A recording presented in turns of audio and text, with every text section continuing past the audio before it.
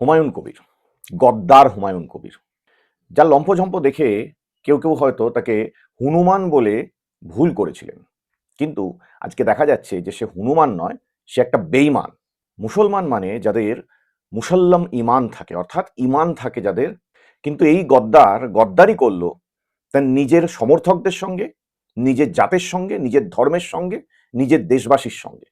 সাধারণ গরিব মুসলমানরা কত আশা নিয়ে, কত স্বপ্ন নিয়ে তার সেই যে ওই তথাকথিত বাবরি মসজিদ যেটা তৈরি করার স্বপ্ন সে দেখিয়েছে, সেই বাবরি মসজিদের জন্য কত কিছু দান করেছে। কেউ হয়তো বাড়িতে কারো চিকিৎসার জন্য অর্থ জমাচ্ছিল, বা মেয়ের বিয়ের জন্য টাকা জমাচ্ছিল, সেই টাকা দান করেছে এই মসজিদ তৈরি করার জন্য। কেউ হয়তো নিজের বাড়ি তৈরি করার জন্য কিছু ইট কিনে রেখেছিল, সেই ইটগুলো পর্যন্ত টাকা দিতে পারছে না বলে ইটগুলো পর্যন্ত নিয়ে গিয়ে দান করেছে। শয়তানটা এই সমস্ত কিছু দানের টাকা সব মেরে দিল। আর শুধু তাই নয়, শুধু মানুষ যে বিশ্বাস করে তাকে যা দান করেছে সেইটাই ঝেড়ে দেয়নি, বিজেপির কাছ থেকেও, যারা ওই বাবরি মসজিদ ধ্বংস করেছিল তাদের কাছ থেকেও মালটা হাজার কোটি টাকা নিয়ে নিজের স্বজনদের সঙ্গে বিশ্বাসঘাতকতা করলো। আমরা 270 বছর আগে মির্জাফরকে দেখিনি, কিন্তু আজকে আমরা হুমায়ুন কবিরকে দেখলাম। আমরা প্রথম থেকেই ধর্ম নিয়ে রাজনীতির বিরোধিতা করেছি।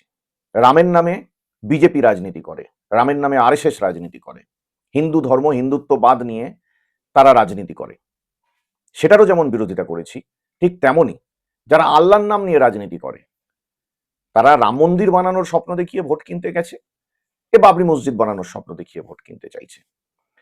যারা ইসলাম ধর্মের নামেও রাজনীতি করে তাদেরও আমরা বিরোধিতা করি। আমরা এআইএমআইএম, আইএসএফ, এই জেইউপির মতো যারা ধর্ম ব্যবসায়ী, ধর্মের কারবারি, ধর্মের নামে রাজনীতি করতে আসে, তাদের আমরা তীব্রভাবে বিরোধিতা করি। ইদানিং আবার বিজেপি নিজেদেরকে সেকুলার দেখানোর জন্য পয়সা খাইয়ে কিছু রাষ্ট্রবাদী মুসলমানকে রাস্তায় নামিয়েছে। তারা বিজেপির হয়ে নাটক করছে, নাটক। আর তার সঙ্গে দোসর হচ্ছে গিয়ে এই মিম, ভাইজান, এই সব মালগুলো। মনে নেই যখন ওয়াকফ আন্দোলন হচ্ছিল তখন ভাইজান বলেছিলেন যে আমরা সমস্ত মামলা জিতে গেছি, আর কোনো অসুবিধে নেই। যখন প্রথম ওয়াকফের রেজিস্ট্রেশন শুরু হয়েছিল তখন রেজিস্ট্রেশন করা থেকে বিরত রাখছিল তার সমর্থকদের। এমনকি এই যে এসআইআর হলো, সেই এসআইআর এর শুরুতেও তিনি বলেছিলেন যে মুসলমানদের এতে কোনো ক্ষতি নেই, এসআইআর হচ্ছে ভালো, তো স্বাগত জানিয়েছিলেন এসআইআর। আজকে বোঝা যাচ্ছে যে কেন তারা বিজেপির সবকটা ষড়যন্ত্রমূলক প্রক্রিয়াকে প্রাথমিকভাবে সমর্থন বা স্বাগত জানিয়েছে।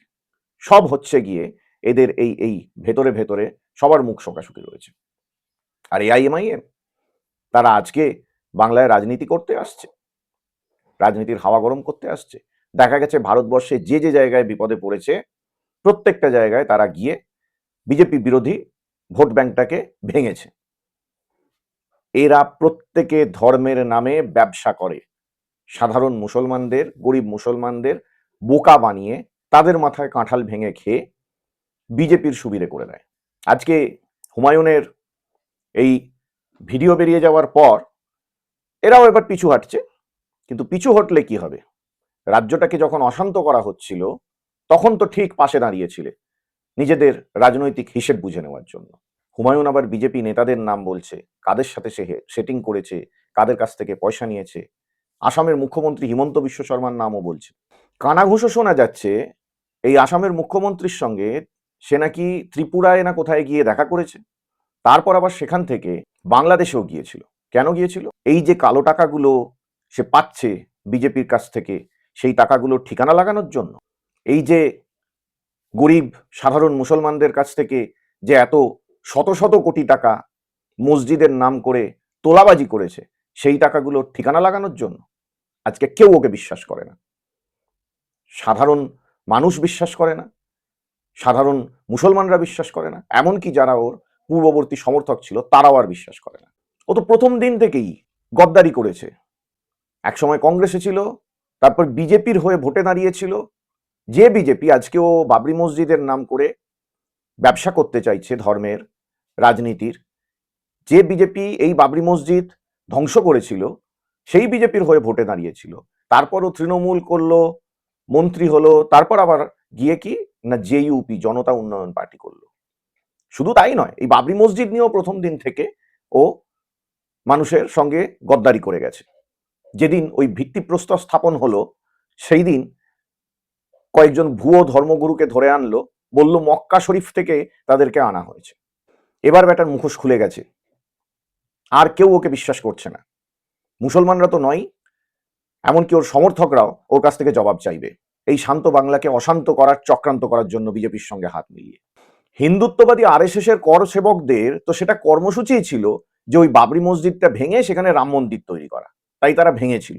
কিন্তু আজকে সেদিনের বাবরি মসজিদ ভাঙার 3 দশক পরে বাবরি মসজিদটা আবার ধ্বংস হলো এই হুমায়ুন কবিরের হাতে, হুমায়ুন কবিরের মতো একটা গদ্দারের হাতে।